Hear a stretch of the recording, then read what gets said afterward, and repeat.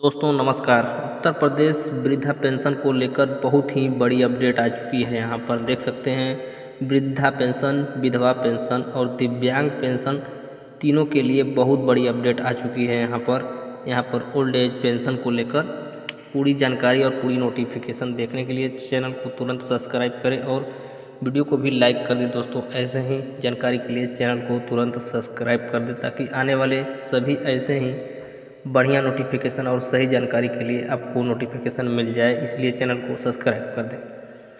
देख सकते हैं दोस्तों यहाँ पर ओल्ड एज पेंशन स्कीम को लेकर बहुत बड़ी अपडेट आ चुकी है। उत्तर प्रदेश के सरकार द्वारा वृद्धा पेंशन योजना के तहत 61 लाख लाभार्थियों का सत्यापन किया जा रहा है।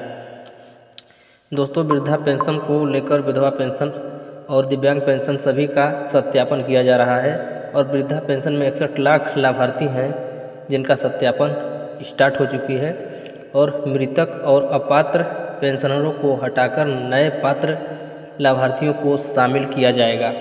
यहाँ पर दिया गया है दोस्तों, जो मृतक लाभार्थी हैं, जिनकी मृत्यु हो चुकी है और जो अपात्र हैं, पेंशन लेने योग्य नहीं है फिर भी पेंशन ले रहे हैं, तो उनके लिए बताया जा रहा है कि मतलब उनका भी सत्यापन किया जा रहा है। तो ऐसे में अगर आप लाभार्थी किस प्रकार के हैं, अपात्र लाभार्थी तो नहीं हैं या फिर आपको हटाकर नए लाभार्थी को शामिल नहीं किया गया है, तो इसके लिए पूरी जानकारी ज़रूर देख लें। तो फिर यहाँ पर चलते हैं, देखते हैं उत्तर प्रदेश सरकार बुजुर्गों की सुरक्षा एवं सम्मान और बेहतर स्वास्थ्य के लिए लगातार कार्य करती हुई दिख रही है। तो उत्तर प्रदेश के सरकार द्वारा बुजुर्गों को सुरक्षा और सम्मान और बेहतर स्वास्थ्य के लिए बुजुर्गों को प्रति वर्ष 3,000 रुपया 3 महीने के अंतराल पर देती है। तो यहाँ पर देख सकते हैं आप लोग, हर महीने 1,000 के हिसाब से देती है, 3 महीने में 3,000। तो आपको बता दें कि वृद्धा पेंशन के लिए बहुत बड़ी अपडेट है यह। वृद्धा पेंशन अवस्था पेंशन में मृतक एवं अपात्र पेंशनरों को सूची से बाहर किया जाने वाला है।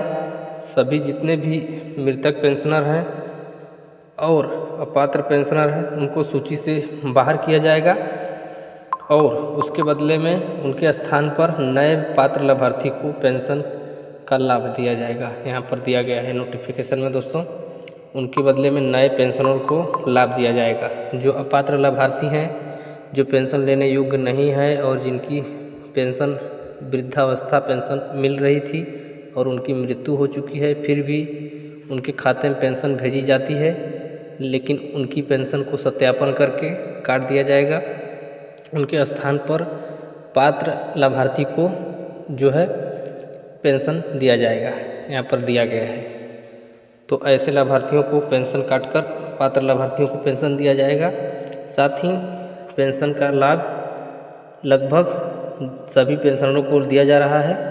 वहीं बुजुर्ग को बेहतर जीवन जीने के लिए एक समाज कल्याण विभाग द्वारा राष्ट्रीय पेंशन व्यवस्था योजना का निर्माण किया गया है, जो कि उत्तर प्रदेश सरकार द्वारा चलाई गई है, जिसमें केंद्र सरकार का कुछ हिस्सा रहता है और कुछ उत्तर प्रदेश सरकार की हिस्सा रहती है, राज्य सरकार की।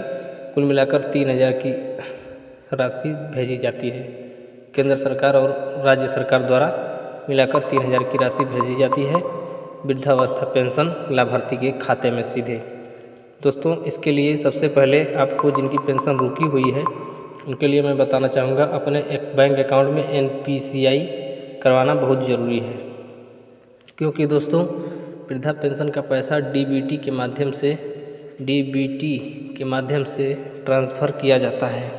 DBT के माध्यम से मतलब कि दोस्तों इसी के माध्यम से लोगों को पैसा दिया जाता है और उसी खाते में पेंशन का पैसा जाता है जिस खाते में लाभार्थी द्वारा NPCI कराई गई हो। आपका जिस बैंक में NPCI होगा उसी बैंक में आपका पैसा आएगा। वृद्धा पेंशन का राष्ट्रीय वृद्धा पेंशन योजना चलाई गई है दोस्तों, और वास्तविक और पात्र लाभार्थियों तक ही योजना का लाभ पहुंच सके, इसके लिए नए वित्त वर्ष 2025-26 में पेंशन भुगतान के लिए सूची में शामिल लाभार्थियों को सत्यापन का कार्य शुरू कर दिया गया है।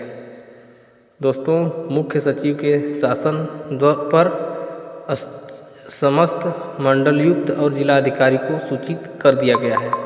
इसके बारे में दोस्तों, अब पेंशन को आपको जल्द ही जल्द सत्यापित करना है।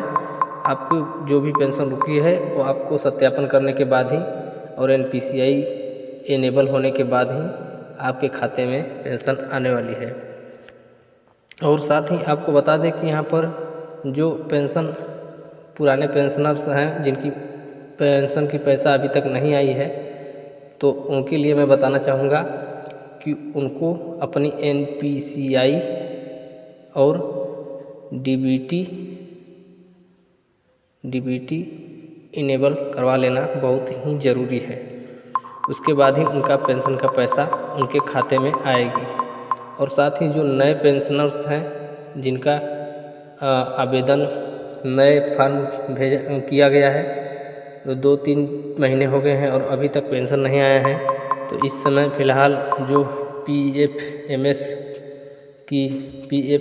की वेबसाइट से स्टेटस चेक होता था वो अब नहीं हो रहा है। वो वेबसाइट बंद दिखाई दे रहा है। वहाँ पर जो है DBT ट्रैकर का ऑप्शन जो है शो नहीं कर रहा है, तो जिसकी वजह से वहाँ पर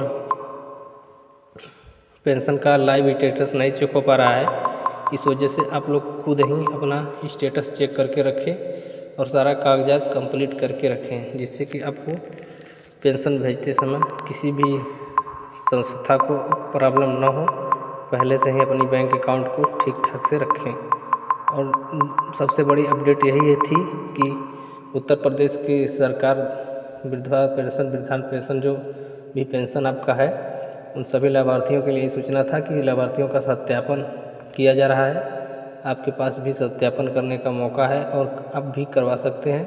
पेंशनरों को हटाकर नए पेंशन लाभार्थियों को शामिल किया जाएगा इस पेंशन के तहत और उनको पात्र लाभार्थियों के खाते में 3,000 रुपये प्रति 3 महीने पर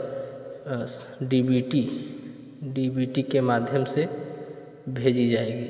तो इसके लिए आपको अपना NPCI और NPCI और DBT कंप्लीट करवाना आवश्यक है, जिससे कि आपको पेंशन का पैसा आपको न रुक पाए और साथ ही आपको सभी सम्मान सुरक्षा मिलता रहे। उत्तर प्रदेश सरकार द्वारा जो भी योजनाएं चलाई जा रही है, इसके लिए इस चैनल को सब्सक्राइब करें, जिससे कि आप तक नोटिफिकेशन पहुंचता रहे और साथ ही सभी जानकारी आपके मोबाइल पर उपलब्ध हो जाए। इसलिए चैनल को सब्सक्राइब तुरंत कर दें।